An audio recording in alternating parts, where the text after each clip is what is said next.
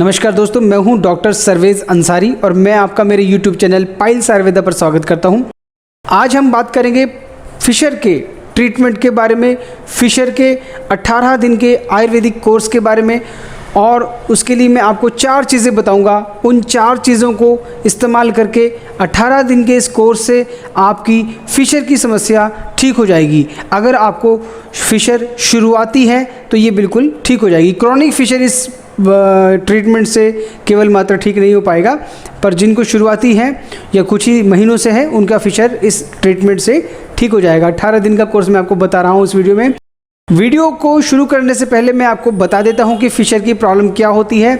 मल द्वार पर दर्द का होना, जब रोगी मल त्याग करता है, मल त्याग करते समय सुई चुभने की तरह का प्रिकिंग पेन जिसको कहते हैं, वो सुई चुभने की तरह का दर्द मल द्वार पर महसूस होता है और वह दर्द कुछ मिनटों से कुछ घंटों तक हो सकता है। किसी को 5 मिनट रहेगा, किसी को 10 मिनट रहेगा, किसी को 1-2 घंटा भी वो दर्द रह सकता है।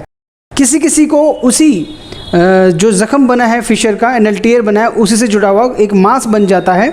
जिनको कुछ महीने हो जाते हैं फिशर हुए, उनके मांस बन जाता है और वो मांस जो है एक बैलून की तरह होता है। जिस बैलून का जो मुंह है वो अंदर फिशर टियर में होता है, वो कभी फूल जाता है और कभी उसकी सूजन कम भी हो जाती है। किसी किसी पेशेंट को मल द्वार पर जलन का अनुभव होता है, दाह का अनुभव होता है।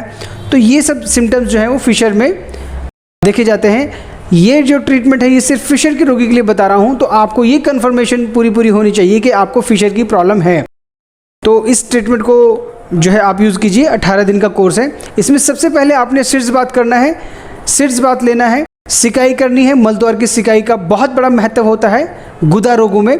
मलद्वार की सिकाई करने के लिए आपने एक टब ले लेना है। उस टब में गर्म पानी कर लेंगे। गर्म पानी करके उसमें 1 चम्मच जो है बीटाडीन आपने डाल देना है और उसमें बैठ जाना है। लेटरिन का रास्ता उसमें डूबेगा और सिकाई होगा। 10 मिनट के आसपास आपने मलद्वार की सिकाई करनी है। 18 दिन तक रोज़ करनी है। किसी भी समय, कोई इसका समय नहीं है, किसी भी समय आप सिकाई कर सकते हैं। दूसरा आपने क्या करना है, जात्यादि तेल इस्तेमाल करना है। जात्यादि तेल को इस्तेमाल करने का तरीका ये है कि आपने एक सिरिंज ले लेनी है और सिरिंज का जो निडल होता है उस निडल को हटा देना है और उसके आगे एक कैथेटर को लगा लेना है। 9 नंबर का प्लेन कैथेटर आपको किसी भी सर्जिकल मेडिकल स्टोर से आसानी से मिल जाएगा। वो कैथेटर उसके ऊपर लगा करके उस सिरिंज के अंदर आपने 4 ml जात्यादि तेल, जो बैद्यनाथ कंपनी का आता है, जात्यादि तेल को आपने भर लेना है और उकड़ू बैठ करके उस रबड़ के जो कैथेटर है, प्लेन कैथेटर, उसको लैट्रिन के रास्ते में इंसर्ट करेंगे और सिरिंज जो उसमें लगी है उससे मलद्वार के अंदर तेल को डालेंगे। सुबह में नाश्ते से पहले और रात में सोते टाइम। तो 4-4 ml जो जात्यादि तेल है कैथेटर और सिरिंज की सहायता से सुबह शाम आसानी से मलद्वार में डालिए। तीसरा आपने नित्यम टैबलेट ज़ंडू कंपनी का इस्तेमाल करना है। नित्यम टैबलेट यूज़ करेंगे।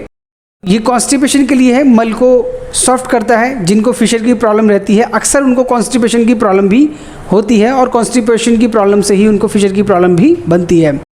तो कॉन्स्टिपेशन नहीं होना चाहिए, स्टूल जो है वो पतली आनी चाहिए। स्टूल को पतला करने के लिए आपने नित्यम टैबलेट लेना है। ये लग्जेटिव है, इसको इस्तेमाल करना है। या आप कोई और जो लग्जेटिव आप यूज़ करते हैं, जो आपको अच्छा लगता है, वो भी आप यूज़ कर सकते हैं। चौथा आपने यूज़ करना है सप्तविंशति गुगलू, बैद्यनाथ कंपनी का आता है।